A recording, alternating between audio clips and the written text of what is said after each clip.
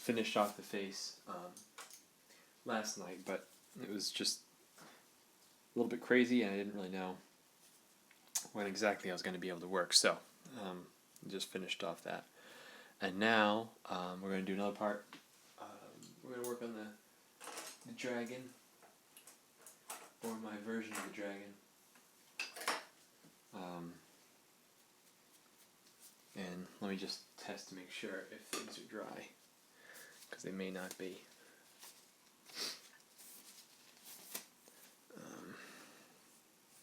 Yeah, that's pretty dry. This background is not. It's pretty tacky. So, I'm liking where this is going, so I'm just gonna try to finish this up, because I have other things to do. So, the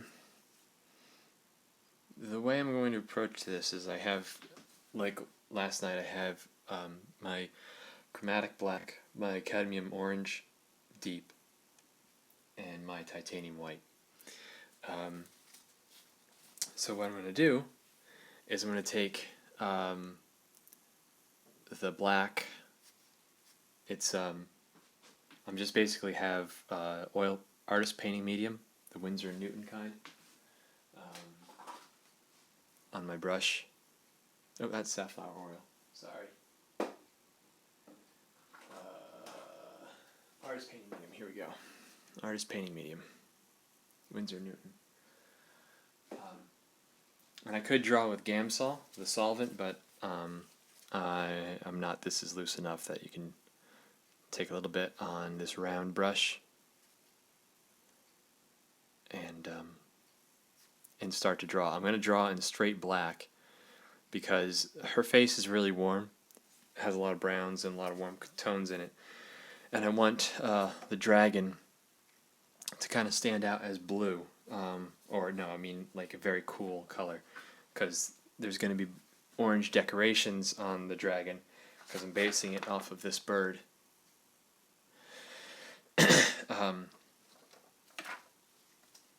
So I want the black to be pure black rather than mixed with any of the orange. So I'm just going to draw a dragon here, or an idea of a dragon.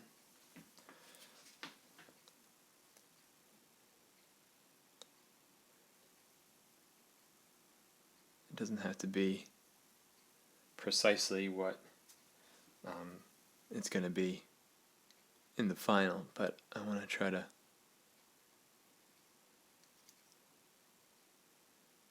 get something cool started from the start. And then, so basically I'm drawing a classic fantasy dragon, and then I'm using the bird to kind of round out the decorations and kind of some of the anatomy. But I'm drawing it over a classic dragon skeleton.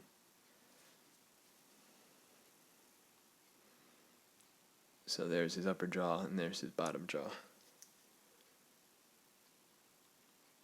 And you can see this is going to be a small dragon. A cute little dragon perched on her shoulder. That's the head. Maybe the throat comes down like this. Kind of puffs out. Like that.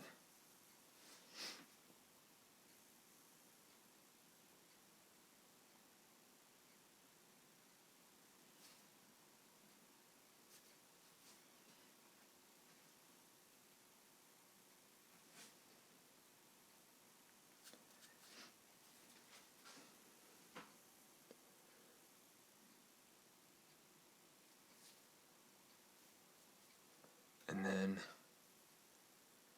probably the wing starts there-ish, where it connects with the shoulder, and kind of gets drawn up this way. There's going to be a difficult part between her chin and the wing, where the edge of the wing intersects with the chin. to make that not look awkward, it's going to have to hit at the right angle, and I'll figure that out later. But anyways, the wing is going to come up behind her face and over across. And now the way I draw wings, at least on my dragons, is that it's kind of a combination between a bird's wing and a bat's wing, where the veins that show through in the membrane of a bat's wing form the pattern of feathers, and the edge of the wing is kind of broken in a pattern in a feather formation. So the bones of a mammal's wing are right there, and then in between those bones there's going to be a membrane.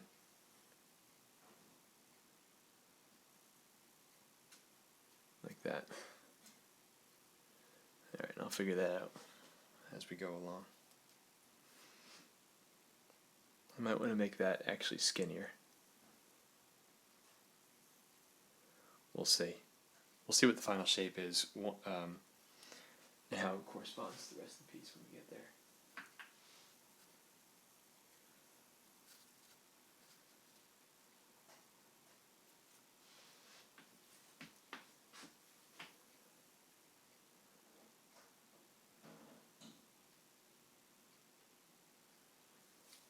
Now I'm drawing the arms.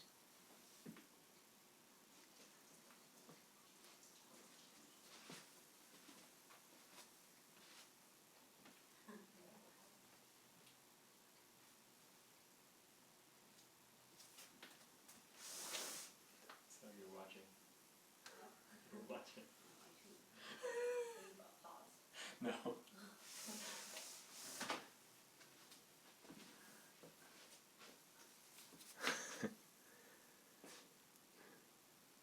My wife was watching on her iPad.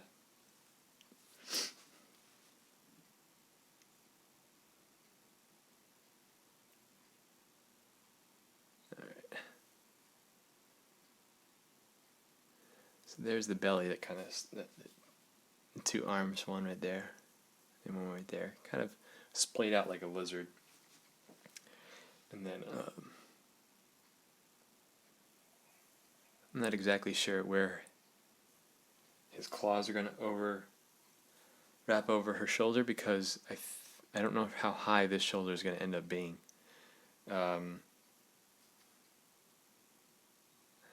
Maybe her shoulder goes as high as that.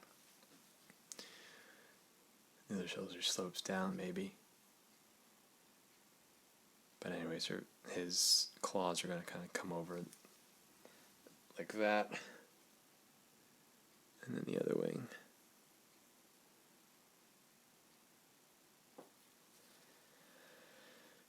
Will kind of be this shape.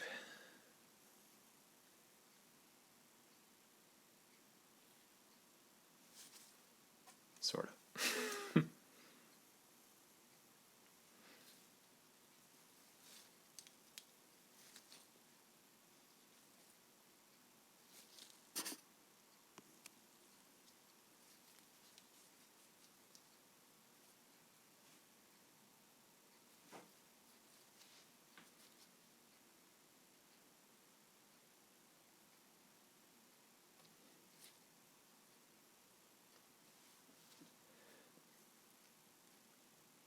If you're just happening to catch the stream by chance,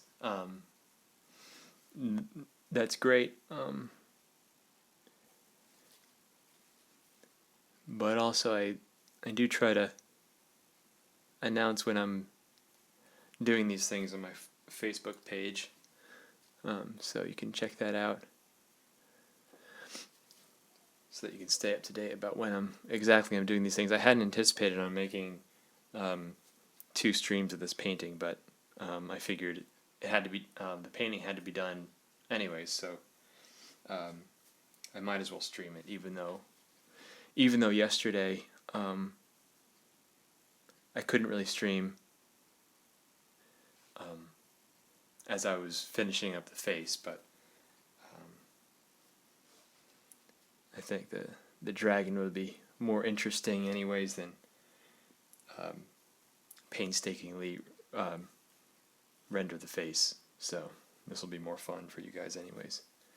Now the tail, back legs are back here. I wish you could see the back legs, but that doesn't really matter for this painting. But the tail is going to kind of snake around and go across the body. And I think it's going to go across her neck here. But I might as well draw it, because I'm pretty sure it's going to go there. And kind of act as a necklace.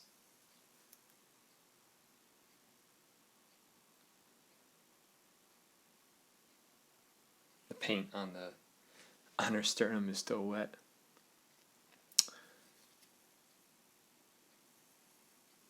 So that'll be easy in some ways and difficult in others to paint over that, because it's getting dry, but it's not quite dry yet.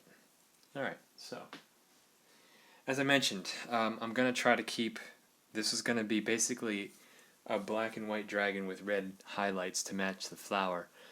So I want to make sure that the black parts are very cool, are very, very black. So I think I'm just going to approach this just starting from the top of his skull here and then move down the body that way. There's really no mystery behind it, so I think I'm going to stay with the smaller brushes. I'm going to go back to the rosemary.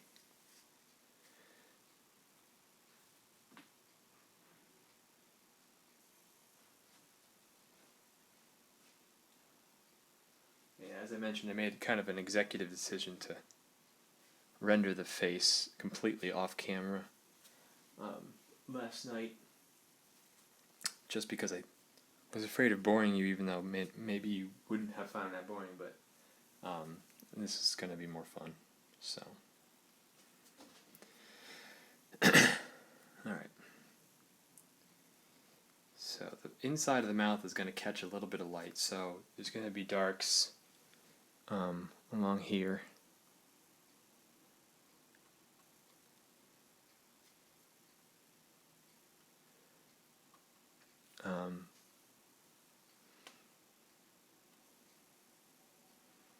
And again, I'm kind of starting with the idea of a classic fantasy, or a classic, classic fantasy dragon, kind of then going in and rendering it like a bird.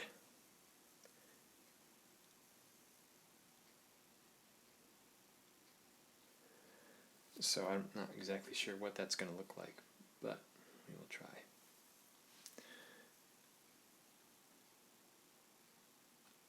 And now I'm just using a combination of straight chromatic black and titanium white.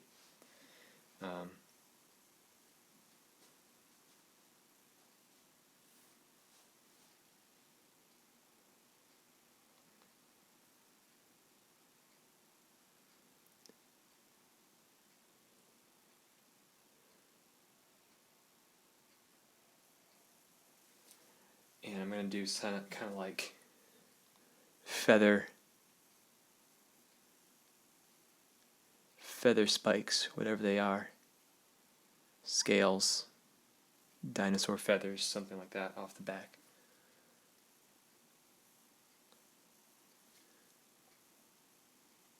And just fill in the rest of the face. I think he's going to have a red eye. So I'm going to figure out where that goes right now.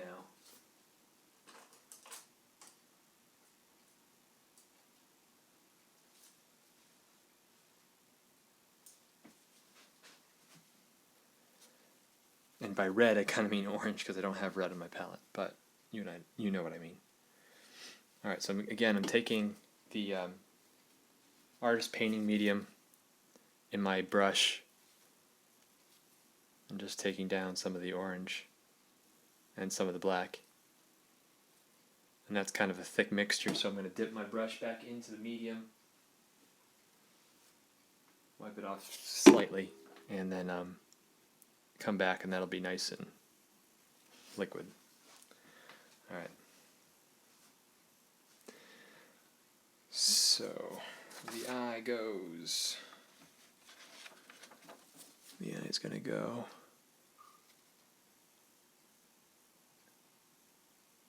there, kinda. And notice it's not really bright, the hue. And I apologize if you can't even see that, but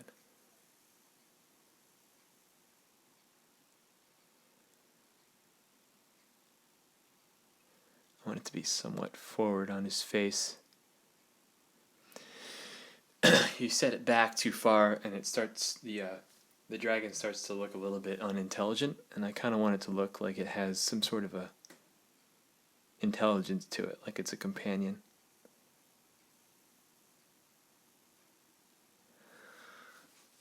And now I'm going to hit it with, I'm going to wash out what I have on the brush in some artist painting medium so that the brush is slightly cleaner. And then go back with some straight cadmium orange.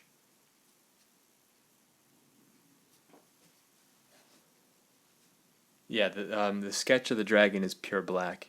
I wanted to make sure that I didn't, because what's going to happen is that this background is going to be, sorry, the text. The background is actually going to become a little warmer, and I really want the dragon to look very cool, very black as a contrast to her warm face. So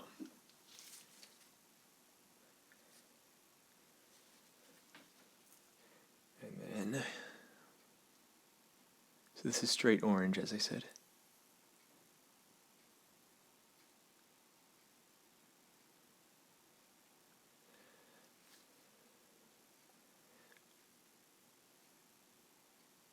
Touch of pure orange. That's probably about right. And I'm washing out the same brush again in some Gamsol, so that again it's clean. But then I'm putting it back into the artist painting medium, soaking it in that and rinsing it on the rag, so that when I put it back onto the board, it's not Gamsol really going on top of it. It's more of a mixture of the medium that's going on top here. And then I want to add the middle of the eye, and the middle of the eye is going to be pure black. So mixing a very smooth mixture of just the black on my round brush and pulling it through so that there's no gunk, but that all the paint is at the very tip of the brush. And I'm not using like a liner brush or a size 1, size 00 brush. This is a size 2. I just really want to put a dab on there and let it do its thing rather than draw a circle.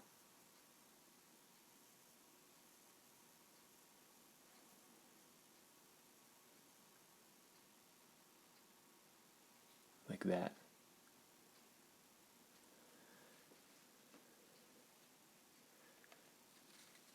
Alright, now I'm going to just wipe off the black, so I'm not cleaning it, and then going back into the orange, pretty heavily laden with orange, and then going underneath the eye here a little bit more.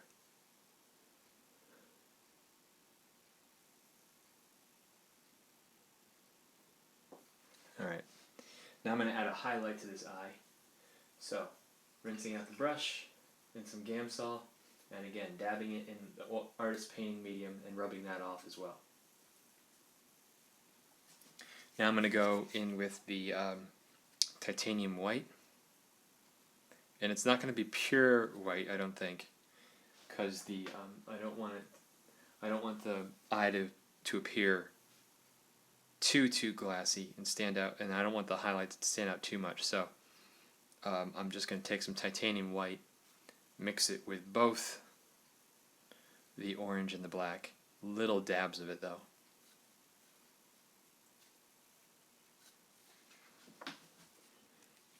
And kind of creating an off-white, a mid-tone off-white. That still might be too bright. So we'll see. And again, pull it through so that there's some light on the end of the brush.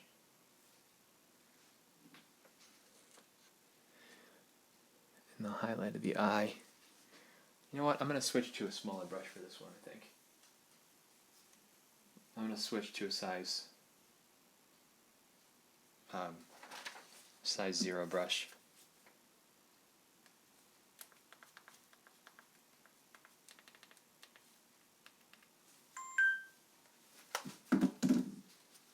Okay. Going back with basically the same combination of white. Here we go. All right.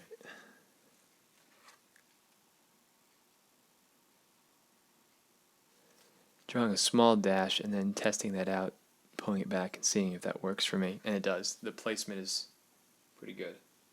So I'll go back with the same mixture.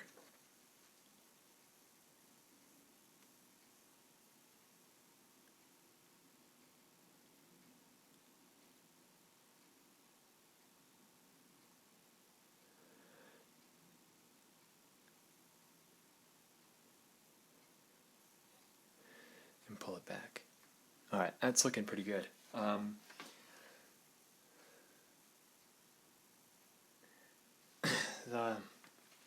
The thing I want to avoid, or the thing that you always have to be. Alright, Odin is asking what brand of brush do you prefer?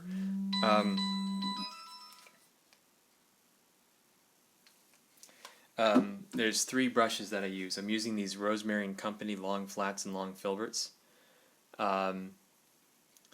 Rosemary & Company, I think, is a company in the UK. And these are the Pro series, the kind that Jeremy Lipking and Tony Pro use, and among others. And they are definitely worth it. I had these for a year. They're just as useful now as they were, no, over a year. Just as useful now. The initial, but they're soft. So for my initial lay-in, I prefer these silver bristle-on brushes, or a synthetic bristle brush. And then for other detail work, I'm using these silver white, again a synthetic brush. I get all of these at Jerry's Artorama, which is a chain art store around me, and these ones have to be ordered online because you can't find them in the States. So those are my 3 brushes, 3 brands of brushes that I'm using. Now the danger that I want to avoid is that you're, and especially in and particularly in imaginative realism, is making sure that the realism part of your work, the part that you used heavy photo reference for,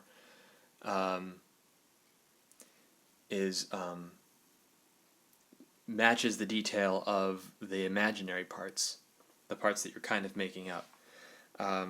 Because one could be highly rendered and one could be a little less so. So you want to try to make sure that they appear like they're behaving in the same plane. And right now, this eye is very highly detailed, or using very small details, whereas her face is relying mostly on brushwork to get across the details. So I want to make sure that I don't get too picky about the detail work in the dragon. I want to make sure that the dragon remains as loose and soft as her face. So I'll try to avoid that. The rosemary brushes, originally this style of brush was mongoose hair, although there has been a boycott or ban on mongoose being used, so rosemary has developed a new hair, which I'm not exactly sure what it is, but it doesn't use mongoose. But they claim it behaves just as well as their old brushes, and I have no way of comparing because I didn't use their brushes before the mongoose ban. But I can say for sure that these are absolutely the best brushes that I've ever used. But they match the but saying that, they match the way that I work. They may not be right for you, and the way you work, because I don't want a mechanical feel. I kind of want like little happy accidents in my painting, and if you're not there yet for happy accidents, then it may not be the right brush for you.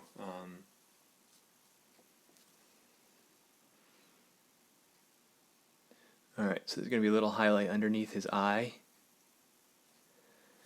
on the black part of his face. Now the black part of his face, remember, I'm not using any orange. It's all black and white to make sure that it looks nice and cool. And then the inside of his mouth, I'm going to start using the orange again so that it looks like the inside of a mouth.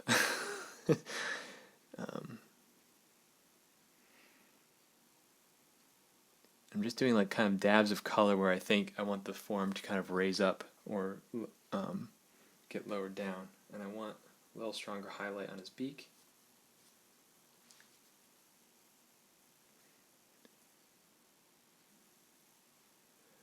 Right there. And actually this is looking okay by my standards. I'm liking the way that it actually looks black.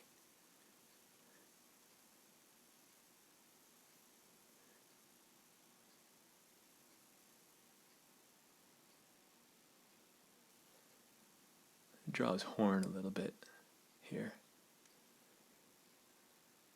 That's looking pretty good. Alright, so now I have a pretty hard edge along the top of his skull, so I want to kind of soften that. But I might do that later once I get a better idea about what the rest of his face is doing.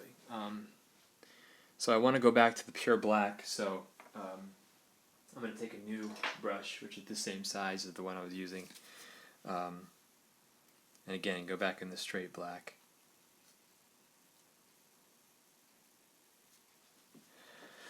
I'm using black too, so that her hair appears even more soft.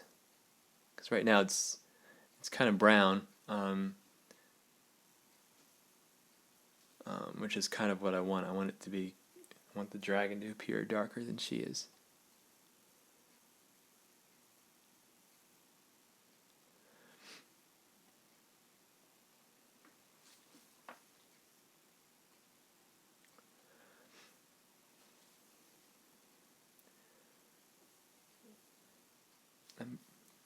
I'm using a very limited palette, and I have a question from Ruben who says, would you say a limited palette is beneficial for someone learning oil painting? And yeah, it is beneficial, but it's as beneficial as almost anything else. I didn't start using a limited palette. What happened when I first started learning was I just took the lessons that I had learned from drawing, like using light and dark to kind of develop forms. I took those lessons and kind of just started oil painting. And what I had at the time was, like, I was really big into Bob Ross when I was 12 or 13. I was just like, wow, that guy can paint. Because what always impressed me about him as a 13-year-old, looking back, the paintings aren't quite as impressive as they were when I was 13, but I still love the guy. What happened with him is he'd put something down on the canvas, and you'd think it was a mistake. You'd think, oh man, there's no way he's going to come back from that thing. And then he pulls it together and he gets something on the canvas.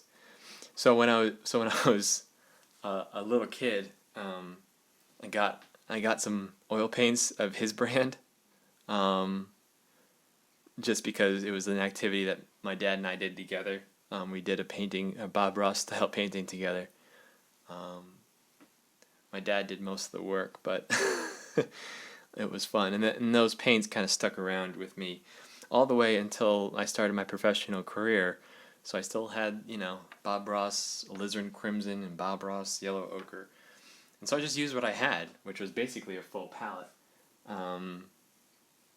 and kind of started oil painting just based on the pigments that I had. And then over the years, I kind of became, as I figured out that I probably would become a professional oil painter and not like an illustrator who uses colored pencil and watercolor. Once I figured out that I was going to use oil painting as my main medium, I became self-conscious about my color choices. And so I pulled back a little bit. I started to become a little more self-conscious about the colors I was using, so I read a little bit more and did some color wheels and tried to almost scientifically figure out what colors work with which colors. And then from there, from playing around with color wheels and stuff, you kind of figured out that, maybe you don't need every color in the spectrum on your palette. Maybe you can use 4, and then maybe you can use 3. Maybe you can use 2. And then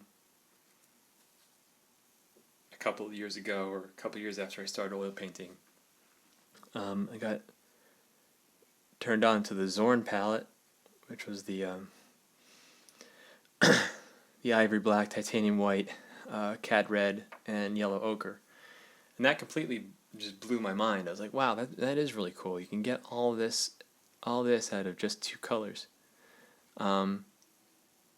So I really didn't.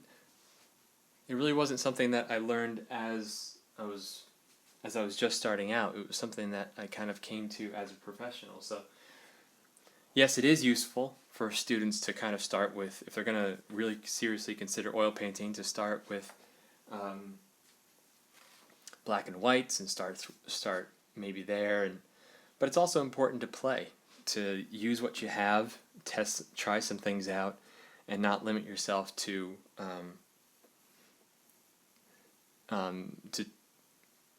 try to do what you think is right. So it's important to play. If you have a lot of colors, try them all out. See what comes of it. It may not be good, may be great. There's no way to tell. So everything is every second spent painting is useful. Is going to teach you things. It's still happening.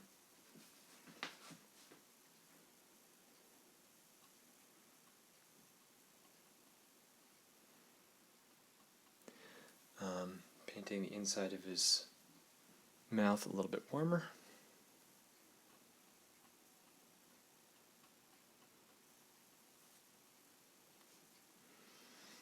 Now it's kind of a confusing area, because the outside of his face and the inside of his mouth are basically the same tone, same value. So I want to separate those, and the way I'm going to do it is I'm going to work on the edge between the 2 areas here. I'm going to take some titanium white and some black and work on the highlights.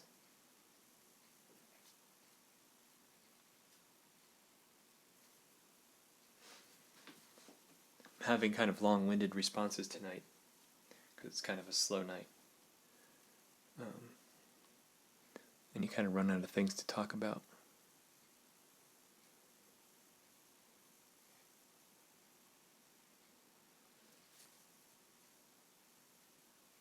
So I'm going to work on the highlight of his lower jaw here, because that's where a lot of, if light is coming from this direction, from up top generally, on a cloudy day, the top of his jaw here is going to get some highlights.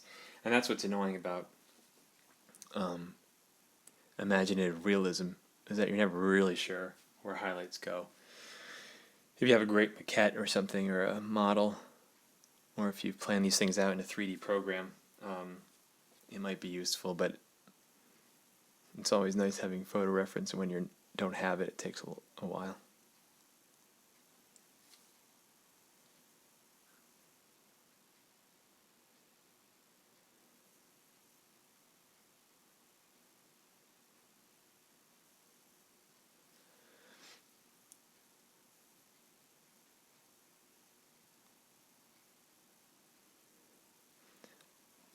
black and white and burnt sienna is a good palette to start off with. Because burnt sienna is so warm, but you don't particularly think of it as any one color. Like you don't think of it as a red or a yellow. So it kind of gets you thinking in the vein of warm versus cool, which is what I'm doing here as well, knowing that my orange is the warmest I'm going to get. Alright.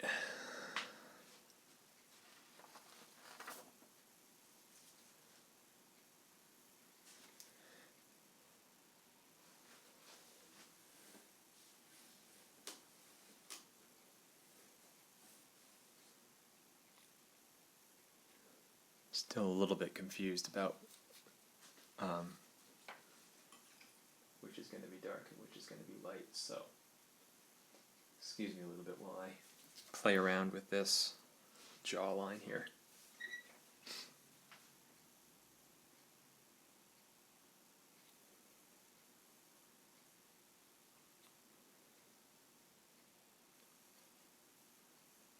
Alright, the inside of his mouth is probably going to be a little bit lighter. So we'll try that. See if it works. Now I'm kind of going on gut here.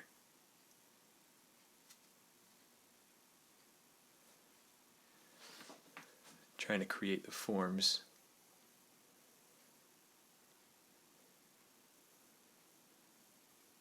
That I want and figure out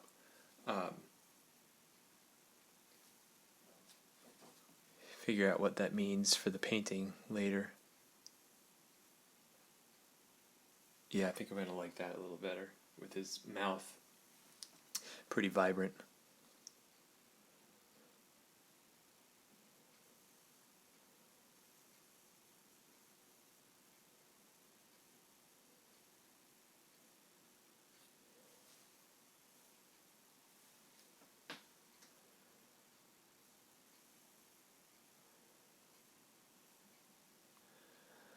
And right now things on the dragon are kind of looking a little bit harsh compared with the softness of her face. So once I get things where I feel they look believable or realistic in the head of the dragon, I'll go back and kind of soften things a little bit to kind of match them, because he is so close, or she, I don't know what sex the dragon is. The dragon is so close to her lips that I want those two things to be believable in the same space.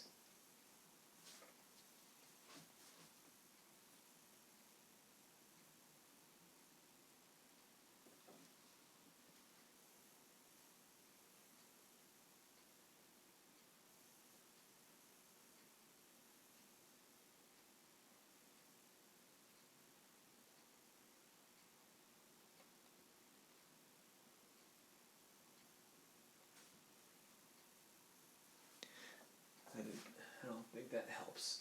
I think the top part of the inside of his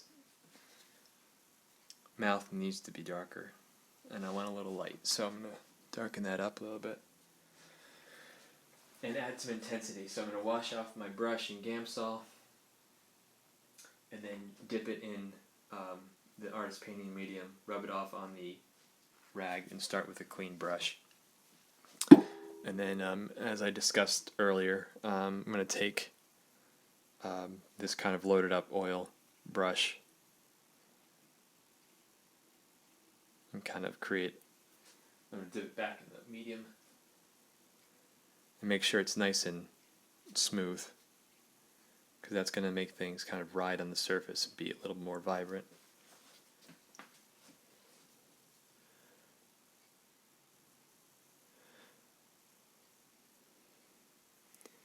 I think what's going to happen is his teeth are really going to be the thing that divides the inside of his mouth on the top from the outside. I think that's the solution.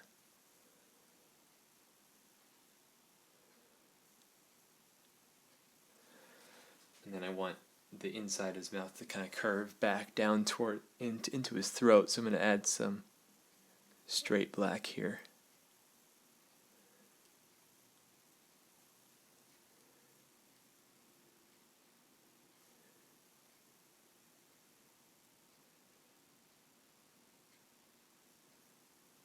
Kind of fade that up a little bit. Yeah, it's looking okay.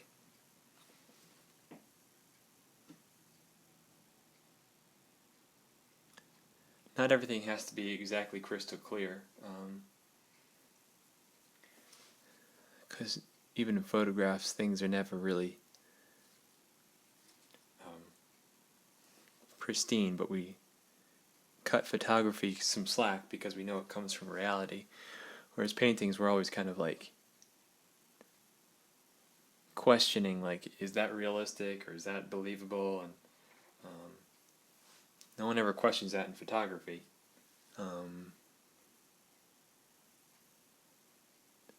So you just have to kind of take a lesson from photography and not worry too much about defining everything. Alright, so the other thing I want to do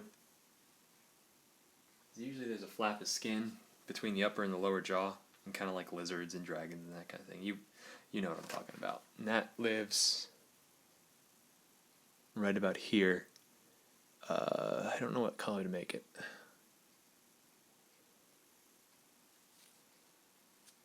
Because I don't have very many options.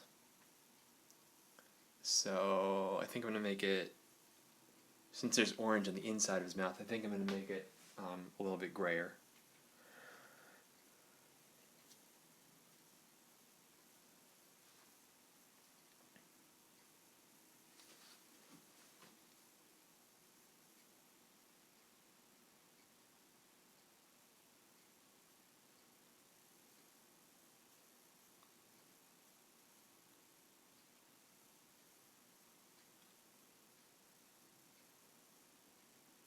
I guess that's okay.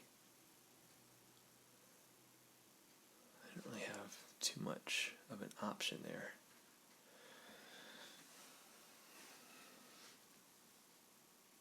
Maybe I do. Maybe I do have an option. I'm just not thinking of it.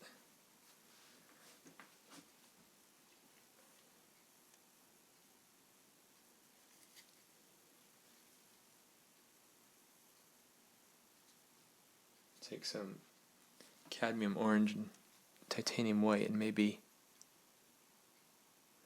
do a little bit of edge highlight here on that flap of skin.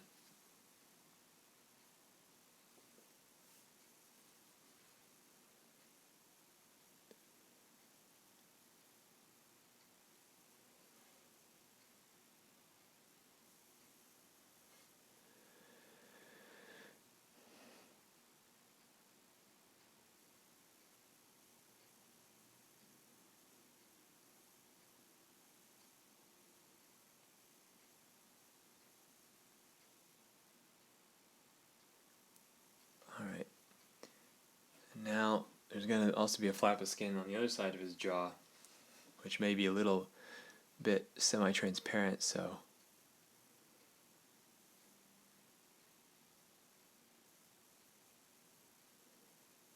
I'll touch that in there and then work on the outline later.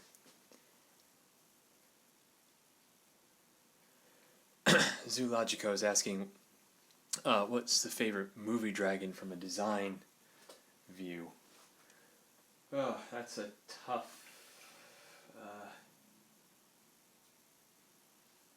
question. Because I don't really like dragons. Is that heresy for fantasy artists to admit?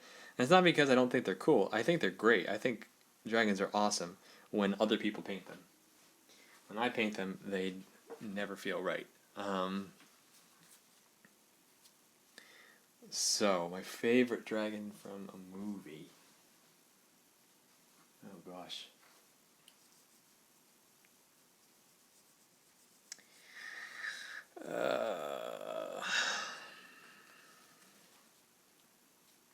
Classic dragon, I guess maybe Reign of Fire. they seem to do things pretty right. Those dragons were pretty floppy, but I think they did a pretty good job, especially the last scene where Matthew McConaughey is kind of stalking the dragon on ground level. I think they did a pretty good job.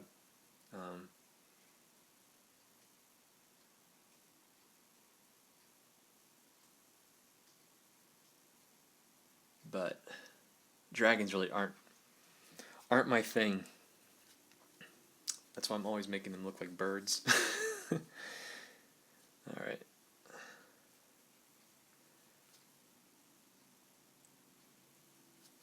There's a ton of people, though, that draw dragons really well. Todd Lockwood, Raoul Vitali.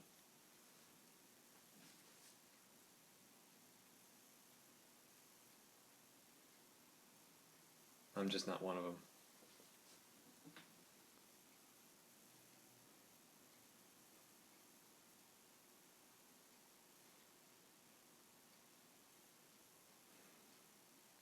Alright. Let's add some teeth.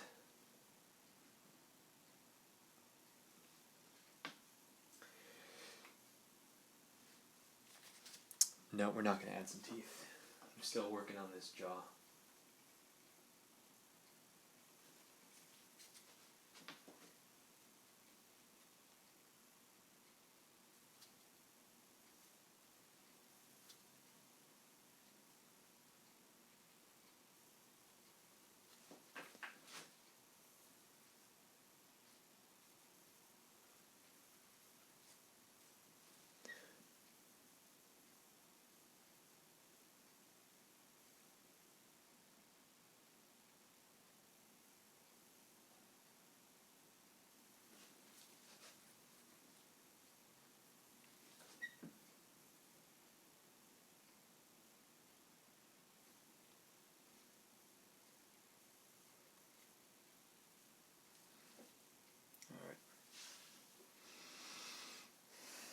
These are going to be very tiny teeth.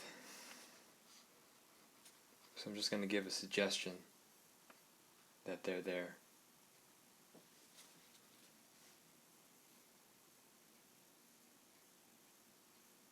I'll test out a spot for them and see if that works for me. And if so, then I'll continue. If I like it, then I'll continue.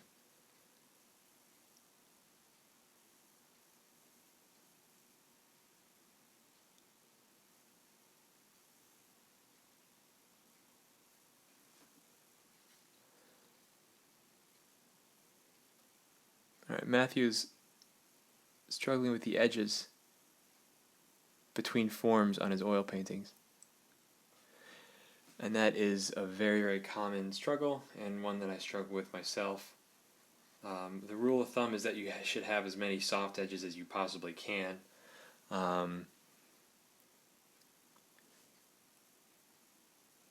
might have gone... You see a lot of the best fine artists, their edges are very, very soft, especially around the face, except where they really need it. And then they're super sharp. Like if she had an earring or something, that would be super sharp, and that kind of sharpness kind of plays off the softness of the face. So I guess erring on the side of keeping everything soft until you absolutely need it, I guess, is a rule of thumb. Although I struggle with that myself too. A lot of the faces that I draw in hindsight are too sharp, but you paint the way you paint. You really can't. You can't really change a whole heck of a lot about what you paint or the way you paint. And also, one thing that I tend to do is that if you render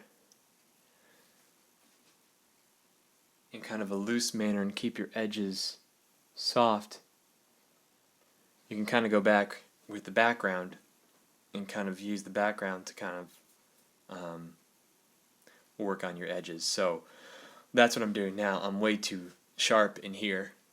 And what I'm going to do is I'm going to paint around this head, like right now, and kind of soften up where I think things should be softer. Like right now, there's probably too much detail in that face. As little detail as there is, there's probably too much of it. So now I'm going to go back and kind of soften those details a little bit. I like his eye. I don't want to soften that too much, but... Alright, so let's work on the background a little bit. I'm going to use this silver bristle-on brush because it holds more paint, and use just a mid-tone of all of the colors together, white, black, and orange. And I'm going to try to match it to what's going on in the edge of her face here, so it needs to be a little bluer than that.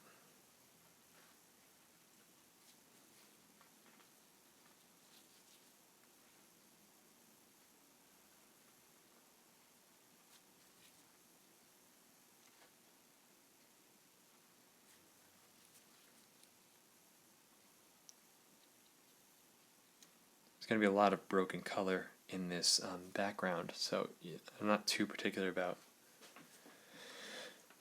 the way it looks right now. I'm just trying to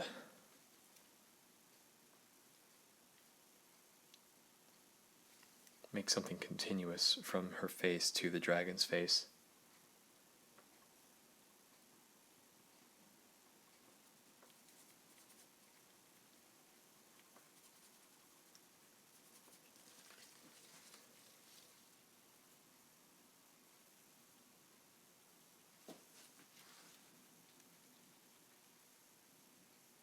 And then I'm going to paint around his head using the tone that I think is going to be the background.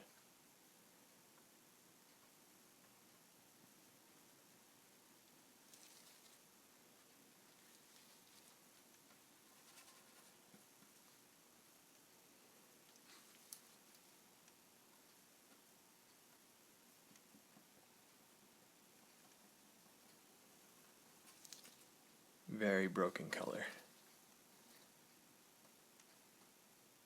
It's not blending in because it's half dry, half wet, kind of. So it's kind of just riding on the surface here in kind of a messy way. But that's okay, it's just the background.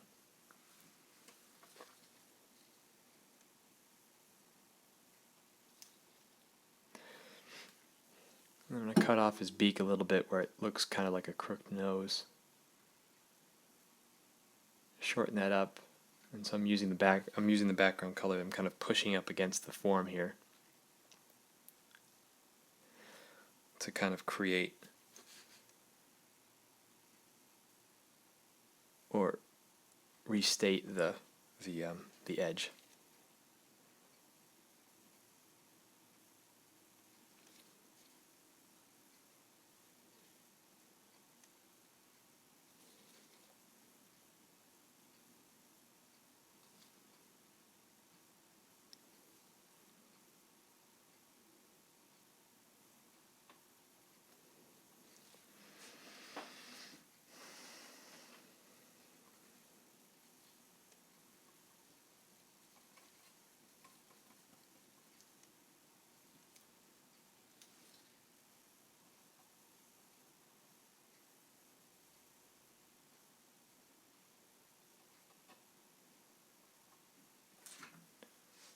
So now I have wet paint all around his head.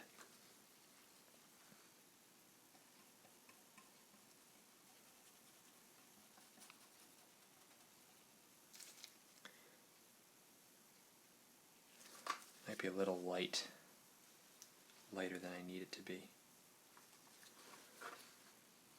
But that's okay, I'll figure it out.